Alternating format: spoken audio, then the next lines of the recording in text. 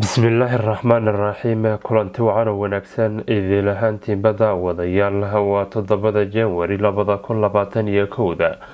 Qodobada wararka geeska Afrika ugu doorka roorna waxaa kamida dagaalo khadhaadh oo ka socda xuduuda Suudaan iyo Itoobiya maalintii saddexaad iyo maryo dhiglaho lagu kala furtay deegaano hoostaga deegaanka Alfashaqa. Deegaanka Amxaarada oo ciidamo fara badan maanta tababar u soo xidhay xilli lagu baaqayay la tirtiro ciidamada gaarka ee deegaanada Itoobiya ay lahaayeen. Dhaqaalihii Itoobiya oo dhulka galay iyo hay-adda lacagta adduunka oo warbixin laga walaaca ka soo saartay dalka Itoobiya. Dhanka iyo Soomaaliya wararkan idinka haynana waxaa kamida kulamo siyaasadeed oo ka dhacay bila Soomaaliya oo looga arrinsanayay xaaladda doorashooyinka ee dalka Soomaaliya iyo Suudaan oo saxiixday heshiis ay xidhiidh kula yeelanayso dalka Israa'iil. Intaasi waa qodobadan idin hayno kuwa ugu doorka roon. Haatana kusoo dhawaada isagii oo faahfaahsan. Dagaalo adag oo labada dhinac waxba isu reebanin ayaa ka soconaya 3 maalmood ee lasoo dhaafay xuduuda ay wadaagaan wadamada Suudaan iyo Itoobiya.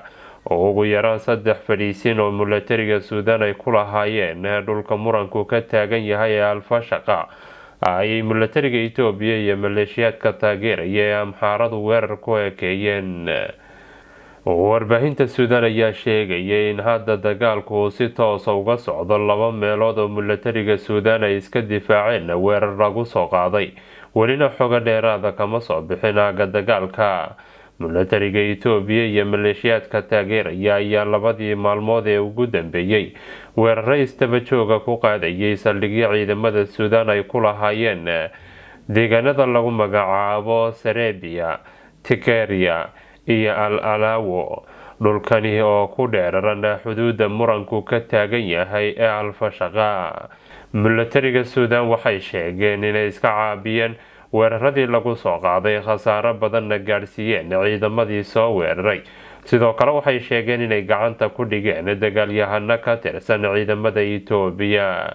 Dhanka Itoobiya weli wax wara kama soo saarin mana aysan beeninin weeraradan ugu dambeeyay iyo dagaaladan ka dhacay aagaasi xuduuda. Xiisada labada dal ayaa hawada isku sii shareeraysa iyadoo Suudaan helayso taageero badan oo caalami ah. Dhanka Itoobiya ayaana u muuqata inay noqotay haadgeed waayay oo bilaa garab ah. Maleeshiyaadka Amxaarada ayaa loo daadgureeyay xuduuda Suudaan iyo Itoobiya wadaagaan, gaar ahaan dhulka uu muranku ka taagan yahay ee Alfashaqa. Duqa magaalada Gondar ayaa maalinnimadii daraad ahayd sheegay in ciidamada Suudaan ay ku hareereysan yihiin magaalada Gondar, isla markaasina ay wax yar u jiraan inay la wareegaan guud ahaanba magaaladaasi deegaanka Amxaarada ka tirsan. Duqa magaalada oo eedeeyay dowladda dhexe ee Itoobiya ayaa ku eedeeyay inaysan dowladda dhexe ay ku eeganayso maleeshiyaadka xabashida inay la dagaalamaan ciidanka qaranka Suudaan. Waxa uu sheegay in maleeshiyaadka Amxaarada oo aan haysanin hub ku filan ay sababtay inay meelo badan soo faarujiyaan, isla markaasina ciidanka qaranka Suudaan ay la wareegaan aagagaasi. Qowmiyadda Amxaarada oo talo wareer ku dhacay ayaa dabkii shidanba iskaga daadanaysa. Ciidamada gaarka ah ee Amxaarada ayaana ka dagaalamaya gudaha deegaanka Tigreega. Sidoo kalena maleeshiyaadkoodii ayaa ka dagaalamaya ama dagaalo culus kaga jira aaga xuduuda Suudaan. Ra-iisul wasaare Abiy Ahmed ayaa ka dhigtay Amxaarada looma ooyaan oo dagaalada ku galo, isagoo ka dhaadhiciyay inuu soo nooleyn doono rajadoodii iyo riyadoodii ahayd ee Itoobiya oo hal meel looga taliya iyaguna ka taliyaan. Amxaarada ayaa si aan kala har lahayn u gashay dagaalkii ka socday gobolka Tigreega, kaasi oo kumanaan wiil ay uga dhinteen, waxayna u muuqata in dabkii shidanba sida ayaxa ay ugu daadanayaan. Abiy Ahmedna Amxaarada uu talo wareer ku riday. Dhanka iyo deegaanka Amxaaradana kumanaan ka mid ah ciidamada gaarka ee deegaanka Amxaarada ayaa tababar loo soo xidhay. Madaxweynaha deegaanka Amxaarada oo ka qaybgalayay xafladda qalinjabinta ciidamada cusub ee tababarku soo dhammaaday ayaa halkaasi ka khudbadeeyay. Arrintani ayaa ku soo aadaysa xilli siyaasiyiinta Amxaaradu ay u ololeynayaan in gebi ahaanba laga tirtiro ciidamada deegaanada Itoobiya goonida u leeyihiin, iyagoo ku sababeeyay inay kala qaybinayaan awoodii dowladda Itoobiya isla markaasina ay khatar ku yihiin dowladda dhexe. Haddaba iyagoo sidaasi ugu ololeynaya in deegaanada laga tirtiro ciidamada ay gaarka u leeyihiin, dhanka kalena waxay tababar maanta usoo xidheen kumanaan dhalinyaro Amxaara oo ka qayb noqon doona ciidamada gaarka ee deegaanka Amxaarada. Marka laga yimaado ciidanka liyuga Amxaarada, waxaa maalin waliba si mutadawacnimo loogu askareeyaa dhalinyaro fara badan oo lagu darayo maleeshiyaadka qowmiyadda Amxaarada, iyadoo intaasina ay dheer tahay in lacaga fara badan loogu aruuriyo magaalooyinka waaweyn ee deegaanka Amxaarada iyo TV-yada maxalliga ee deegaankaasi uu leeyahay. qowmiyadda Amxaarada ayaa ciidan ahaan isu dhistay, shacabkeediina si weyn u hubaysay, una muuqata mid u diyaarsan qorshe fog oo aan weli la gaarin xilligii la shaacin lahaa, halka qowmiyadaha kale ee Itoobiya sida Oromada, Binshaangulka iyo Tigreeguna ay dagaalo ku jiraan, iyadoo Soomaaliduna ay u muuqato kuwa warmoog ah oo sugaya kolba cidii talada Itoobiya iyo Addis Ababa la wareegta. dhanka iyo Addis Ababana, dhaqaalaha Itoobiya ayaa laga dayrinayaa. hay-adda lacagta adduunka ee IMF ayaa saadaalisay in sanadka cusub wax soo saarka gudaha ee Itoobiya oo noqon doona 100% eber. Arrintani ayaa waxaa ka dhalan karta shaqo la-aan baahsan iyo macaluul kasoo shaacbaxda dalka Itoobiya. 5 sane ugu dambeysay waxaa burburay 400 oo maalgashi ah. wasaaradda maalgashiga ee dalka Itoobiya oo warbixintani shaacisay ayaa sheegtay in la awoodi waayay in dib loo hagaajiyo maalgeliyayaashaasi, maadaama ay hanaanka qowmiyadeed iyo kala daadsanaan dhanka colaadaha ay jirtay. sicir barar guud ayaa dalka saameeyay, sarifka lacagaha qalaad ayaa cirka isku shareeray.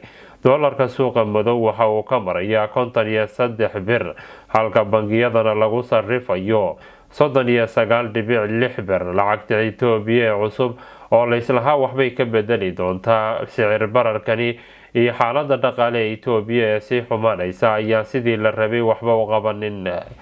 deynta gudaha iyo midda dibadda ee dalka Itoobiya lagu leeyahay ayaa gaadhay 3 trilyan.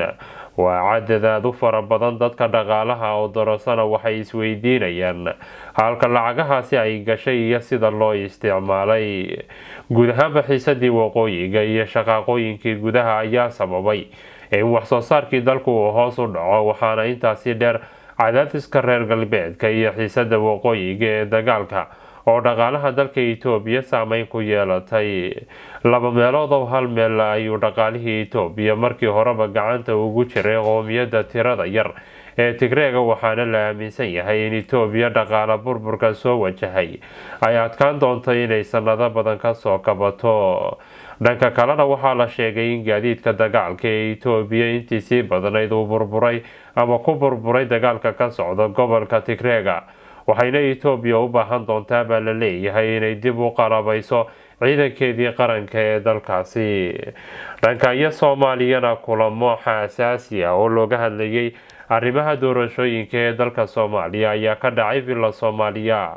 kulamo xasaasi ah ayaa magaalada Muqdisho waxaa ku yeeshay madaxweynayaasha maamul goboleedka Galmudug iyo Koonfur Galbeed iyo sidoo kale madaxweynaha Jamhuuriyadda Federaalka Maxamed Cabdulaahi Farmaajo, kuwaasi oo diiradda lagu saarayay sidii xal looga gaari lahaa caqabadaha hortaagan in doorasho la isla ogol yahay ay ka dhacdo wadanka. madaxweyne Qoorqoor oo dib uga soo laabtay kulankii Heritage ay ku qabatay magaalada Garowe ayaa dabada ka riixaya in xal laga gaadho khilaafka, isagoo qaybna ka ahaa kulamo xarunta Puntland ay ku yeesheen madaxda Puntland, Jubbaland, guddoonka labada aqal ee baarlamaanka Soomaaliya iyo qaar ka tirsan musharaxiinta u tartamaya xilka madaxweynaha ee dalka Soomaaliya. shirarkaasi gaargaarka ayaa lagu gorfeeyay qaabka xal loogu heli karo ismariwaaga taagan iyo sidii si nabada looga gudbi lahaa marxalada kala guurka ee dalka Soomaaliya uu haatan marayo.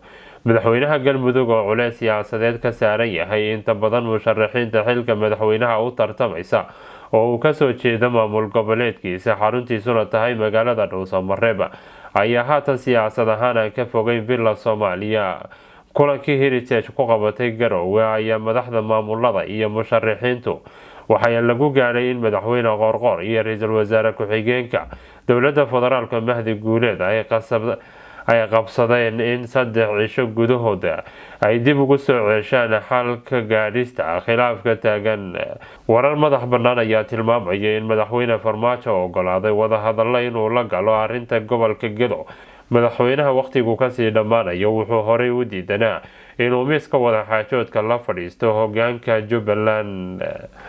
oo ugu dambeyntiina Suudaan ayaa qalinka ku duugtay heshiis la xidhiidha inay iskaashi la yeelanayso dalka Israa'iil. Dalka Suudaan ayaa waxa uu heshiis la saxeexday Mareykanka. Heshiiskaasi inkastoo tallaabadaasi ay diideen xisbiyada siyaasadeed ee dalkaasi Suudaan ka jira ayaa lagu dhawaaqay bishii Oktoobar ee sanadkii hore. Bayaan ka soo baxay xafiiska ra'iisul wasaaraha ee Suudaan ayaa lagu sheegay in wasiirka cadaaladda Nasruddin Abdulbari uu heshiiskani la saxeexday xogayaha maaliyadda Mareykanka oo booqasho ku joogta dalka. Hayaha wasiirka maaliyadda Suudaan Hiba Ahmed oo xoghayaha maaliyadda Mareykanka ay la kulantay ayaa sidoo kale saxeexday heshiis isafgarad oo ka dhacay Khartoum kaasi oo xeerinaya in la diyaariyo dhabaha xiriirka Baanka Adduunka ee dowladda Suudaan. Tallaabadani waxay Suudaan u suurta gelinaysaa inay dib u soo ceshato in ka badan 1 bilyan oo maaliyada oo sanadkiiba laga heli jiray bangiyada adduunka markii ugu horeysay muddo 27 sano ayaa lagu yidhi bayaanka. Safaaradda Mareykanka ee Khartoum ayaa daha ka rogtay in heshiiskani uu gacan ka geysan doono dadaalada Suudaan ay ku baadigoobaysay isbedelada dhinacyada xasiloonida ammaanka iyo farsamada dhaqaale. Saxiixa ayaa yimid 2 maalmood kadib markii uu madaxweynaha Mareykanka Donald Trump uu ku dhawaaqay in Suudaan ay bilaabi doonto inay cilaaqaad diblomaasiyadeed la yeelato Yuhuudda. Dalal kale oo Carabeed sida Imaaraadka, Morocco, Bahrain ayaa horey u shaaciyay inay cilaaqaad diblomaasiyadeed la yeelanayaan Israa'iil, iyagoo u cuskaday inay ka doonayaan inay kula noolaadaan nabad iyo barwaaqo dalkaasi Yuhuudda. guud ahaan intaasi ayaynu ku soo afmeeraynaa wararkeennii. ku mahadsan idin la socodkiina.